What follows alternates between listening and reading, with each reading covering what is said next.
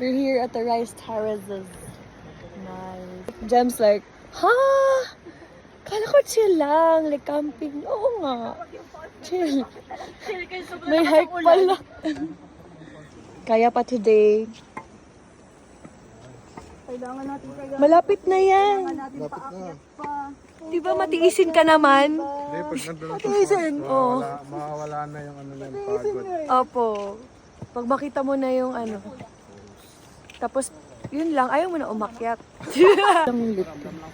Hanggang paramdam lang. Umuulan siya ka nag-hike. Kaya ko pa ba? Kaya ka pala nag-workout, Trish. Para kahit sa gantong pagkakataon, kaya mo pala mag-retouch. Kasi ako, pulas na talaga eh.